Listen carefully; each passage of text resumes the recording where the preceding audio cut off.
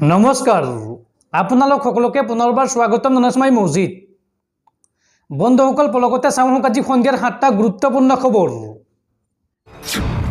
প্ৰথমটো খবৰ সাৱধান পুনৰ ভয়ংকৰ গতিত আহি আছে সাগৰীয় ঘূৰ্ণীবতাহ মিছাও।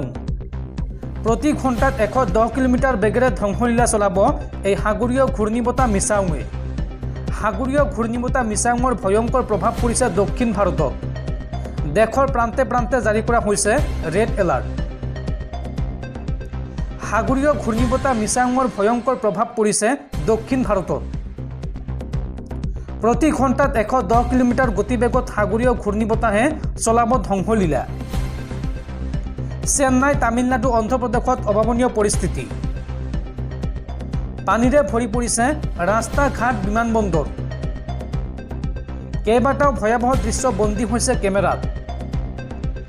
দেশৰ ভিন্ন প্ৰান্তত ব্যাহত হৈ পৰিছে বিদ্যুৎ সেৱা আৰু প্ৰান্তে প্ৰান্তে জাৰি কৰা হৈছে ৰেড এলাৰ্ট।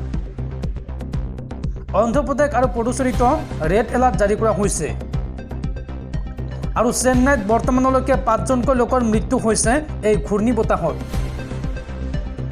জনসাধাৰণৰ বাবে চৰকাৰে মুকলি কৰিছে কেইবাটাও হেল্পলাইন নম্বৰ। প্ৰাকৃতিক দুৰ্যোগৰ বাবে চেন্নাইত আবদ্ধ হৈ আছে নেকি কোনোবাই? যদি আছে তেন্তে হোৱাটছএপ কৰক 9445477205 এই নম্বৰত, অথবা ফোন কৰক 04425619204 নম্বৰত। আজি সাগৰীয় ঘূৰ্ণীবতাহ মিছাওৱে ল'ব অধিক ভয়াৱহ ৰূপ।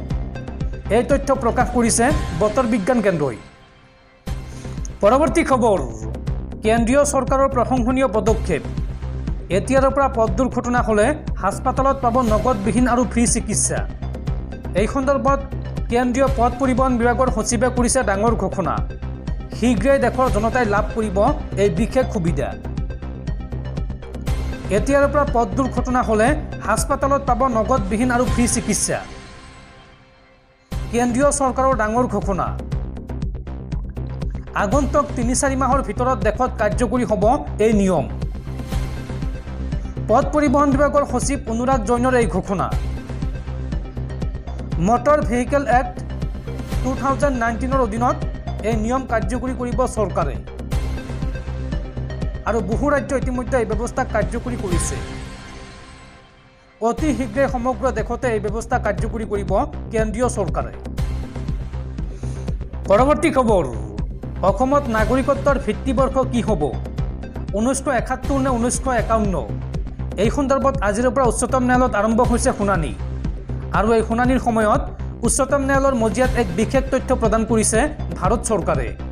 ভাৰত চৰকাৰৰ তথ্য অনুসৰি 1964 চনৰ পৰা 1971 চনৰ ভিতৰত অসমলৈ পূৰ্ববংগৰ পৰা অৰ্থাৎ বাংলাদেশৰ পৰা আহিছিল 5,45,000 লোক। উচ্চতম ন্যায়ালয়ৰ মজিয়াত ভাৰত চৰকাৰৰ হৈ প্ৰতিনিধিত্ব কৰা চলিচিটৰ জেনেৰেলে এই তথ্য প্ৰদান কৰিছে। বন্ধুসকল, তাৰপিছৰ 4 নম্বৰ খবৰটো জনোৱাৰ আগতে আপোনালৈ এটা সৰু ৰিকুৱেষ্ট, যদি তেওঁলোকে এইটো ভিডিঅ'ত লাইক কৰা নাই তেন্তে প্লিজ এটা লাইক কৰি দিয়ক আৰু এনেকুৱা ধৰণৰ নতুন নতুন ভিডিঅ' পাবলৈ চেনেলটো ছাবস্ক্ৰাইব কৰি কাষত থকা বেল আইকনটো প্ৰেছ কৰি ৰাখক। পৰৱৰ্তী খবৰ কাৰ্ডেৰে ভৰি পৰিব আপোনাৰ ঘৰ। পান কাৰ্ড, ভোটাৰ কাৰ্ড, আধাৰ কাৰ্ডৰ পিছত এইবাৰ আপোনাক প্ৰয়োজন হ'ব আপাৰ কাৰ্ড। চৰকাৰে এই সন্দৰ্ভত গ্ৰহণ কৰিছে নতুন পদক্ষেপ। এতিয়াৰ পৰা বিদ্যালয়, কলেজত নাম ভৰ্তিৰ পৰা চাকৰি জীৱনলৈকে প্ৰয়োজন হ'ব আপাৰ কাৰ্ড। এই সন্দৰ্ভত কেন্দ্ৰীয় চৰকাৰে কি কৈছে চাওঁ আহক। আধাৰ কাৰ্ডৰ উপৰিও এতিয়া প্ৰয়োজন হ'ব আপাৰ ID কাৰ্ড। আধাৰ কাৰ্ডৰ বাহিৰেও আপোনাৰ সন্তানক লাগিব আপাৰ ID কাৰ্ড। চৰকাৰে এই সন্দৰ্ভত গ্ৰহণ কৰিছে নতুন পদক্ষেপ। শিক্ষাৰ্থীৰ বাবে অত্যন্ত প্ৰয়োজন হ'ব এই আপাৰ ID কাৰ্ড। নাম ভৰ্তিৰ পৰা চাকৰি জীৱনলৈকে প্ৰয়োজন হ'ব এই কাৰ্ডৰ। কেন্দ্ৰীয় চৰকাৰে আৰম্ভ কৰিছে আপাৰ ID কাৰ্ডৰ ব্যৱস্থা।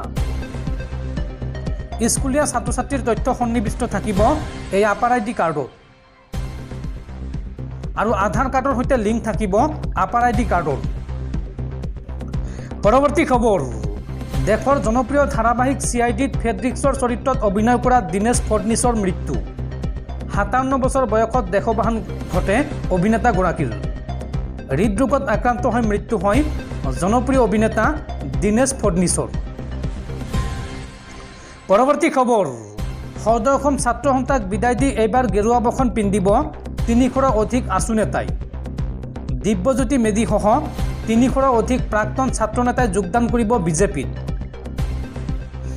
পৰৱৰ্তী খবৰ, 200 বছৰ পুৰণি শিৱ মন্দিৰ জ্বলাই দিয়া দুৰ্বৃত্তৰ গাঁৱত চলিছে এইবাৰ প্ৰশাসনৰ উচ্ছেদ অভিযান। শিৱ মন্দিৰ জ্বলাই দিয়া দুৰ্বৃত্তৰ ঘৰ ভাঙিলে প্ৰশাসনে। এই ঘটনা সংঘটিত হৈছে এইখন অসমতেই। শিৱ মন্দিৰ জ্বলাই দিয়া আনোৱাৰৰ ঘৰত চলিল এইবাৰ প্ৰশাসনৰ বুলডোজাৰ। কৰিমগঞ্জৰ ৰাতাবাৰীত প্ৰশাসনৰ উচ্ছেদ অভিযান। দামচৰাত অবৈধভাৱে বসতি কৰা একাংশ লোকৰ বাসগৃহত উচ্ছেদ প্ৰশাসনৰ। ৰামকৃষ্ণনগৰ চক্ৰ বিষয়াৰ কাৰ্যালয় চলালে এই উচ্ছেদ অভিযান। স্থানীয় একাংশ লোকৰ মাটি উচ্ছেদিত লোকে দখল কৰাৰ অভিযোগ উত্থাপন হৈছে। আৰু 7 নৱেম্বৰত সেই অঞ্চলতে থকা এটা পুৰণি মন্দিৰ জ্বলাই দিছিল দুৰ্বৃত্তই। আৰু সেই ঘটনাক লৈ অঞ্চলটোত অব্যাহত আছে তীব্ৰ প্ৰতিক্ৰিয়া। আৰু এই মন্দিৰ জ্বলাই দিয়া ঘটনাক লৈয়ে প্ৰশাসনে সোমবাৰে চলালে উচ্ছেদ অভিযান। পৰৱৰ্তী খবৰ, ৰাজ্য কঁপাই যোৱা APSC কেলেংকাৰীক লৈ ডাঙৰ খবৰ। পুনৰ 3গৰাকী ৰাজপত্ৰিত বিষয়ালৈ SITৰ জাননী। গ্ৰেপ্তাৰ হ'বলগীয়া বিষয়াৰ তালিকাত এইবাৰ কোন কোন চাওঁ আহক। পুনৰ 3গৰাকী ৰাজপত্ৰিত বিষয়ালৈ SITৰ জাননী।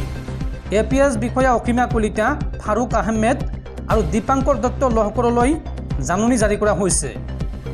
অহা 7 ডিচেম্বৰত SITৰ সন্মুখত হাজিৰ হ'ব লাগিব এই 3গৰাকী বিষয়া। ইতিমধ্যে নিলম্বিত হৈছে ফাৰুক আহমেদ আৰু দীপাংকৰ দত্ত লহকৰ। কিন্তু এতিয়ালৈকে নিলম্বন হোৱা নাই অসীমা কলিতা। নলবাৰীৰ প্ৰাক্তন বিধায়ক মদন কলিতাৰ কন্যা অসীমা।